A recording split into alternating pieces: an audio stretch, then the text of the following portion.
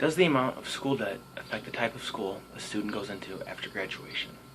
According to an article written online by Money.com, the average debt of a college student has risen steadily by 6% for over a number of years, from the year 2008 to 2012.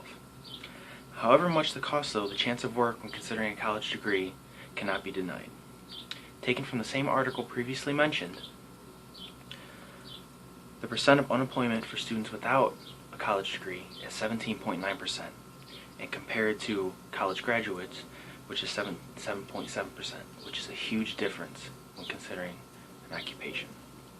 This information seems somewhat crucial when we think about students wanting to enroll in college, but lack the funds to do so. Even if they end up making it into the college, they still have to worry about the funds they're going to have to pay when they finally graduate. Answering questions as to how much debt affects someone's life is crucial for future generations of students who don't quite understand what debt can do to you. I will also be investigating any relief that could be available for persons with outstanding debt. Medical students being deterred from additional schooling. According to Einstein.edu, students entering medical school wanted an upper tier occupation if they knew in advance what their debt was going to be.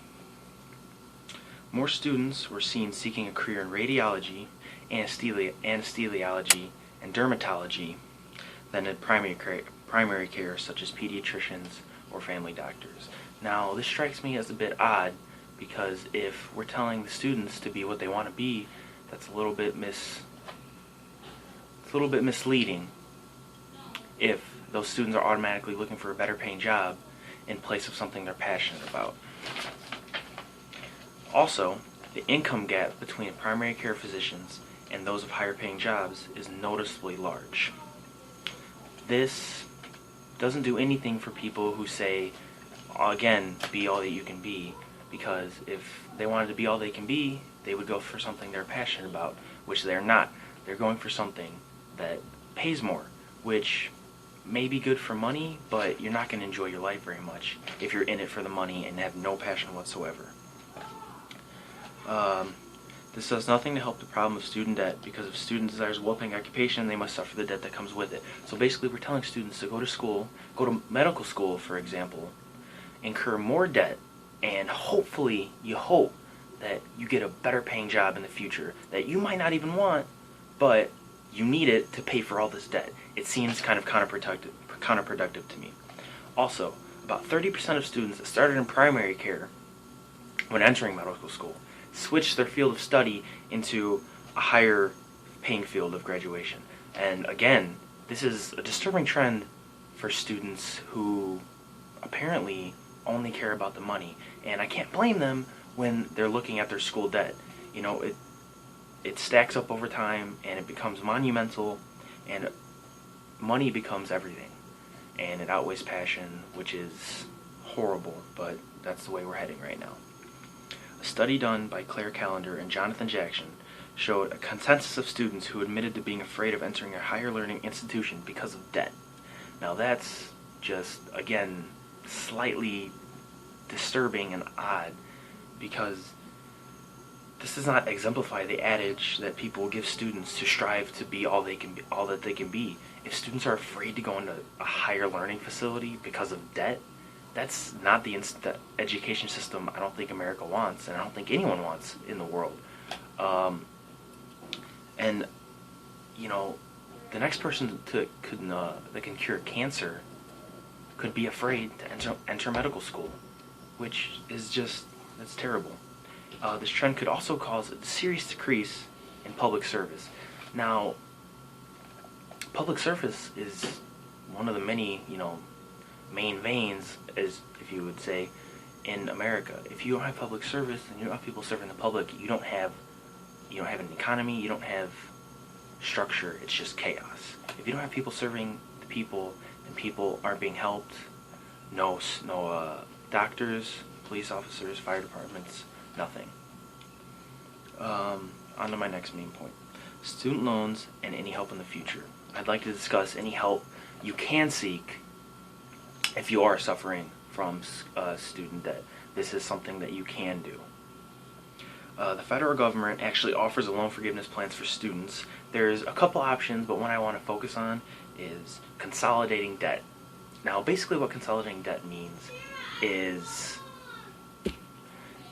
you basically combine all your payments into one big one instead of spreading it out to smaller ones over a long period of time. Now, this is good if you want to get it out of the way really fast, but it's bad if you don't have a lot of money for that big payment, because one of the downsides is that the interest rates are hiked up for this big payment, and it's a lot more money obviously than the smaller payments. But the good thing is you can spread it out if you'd like for up to 30 years, I believe the website said. So you do have a lot of time to pay it, but also it's more money, bigger chunks. And as I said, interest rates will be hiked up. Also, interesting enough, AmeriCorps offers a forgiveness plan, which is quite interesting. In an article taken from usnews.com, it was stated that some specific students could have help on the horizon for debt. Now, only select few are actually eligible to bypass their debt, but these people, which include doctors, nurses, teachers, and even librarians, so in that sector, to qualify, you have to take jobs in high need areas, which basically, low income places, a lot of places with high crime rate, stuff like that. Not necessarily safe places, but places that do need help.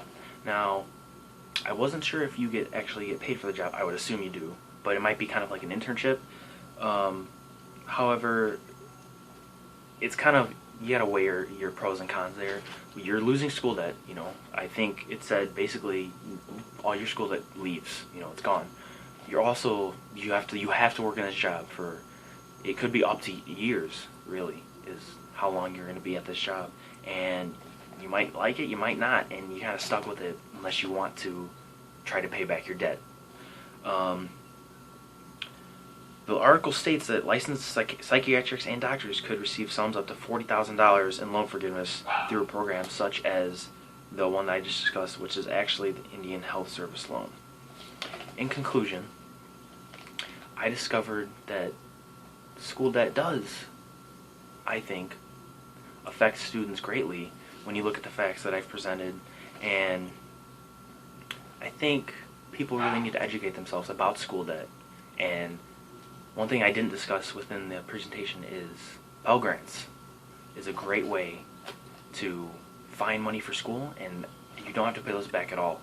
And that's a fantastic way, and I urge younger students who are going into college to try and find as many as you can. You can apply for thousands. There's thousands upon thousands of Pell Grants that you can apply for, and they're small amounts, but if you add them up, you could be paying for 2, 3, 4 years. 4 years of your college degree are paid off. What I did find out is it does affect how students think about their education after they graduate. It does affect it, and it's not necessarily persuading any of you to necessarily not go to a higher learning facility or to look for Pell Grants, but I highly recommend it. And I think my conclusion is that school debt does affect how a student goes about picking a career within the field of study. My name is Anthony Ortiz, and that was my presentation.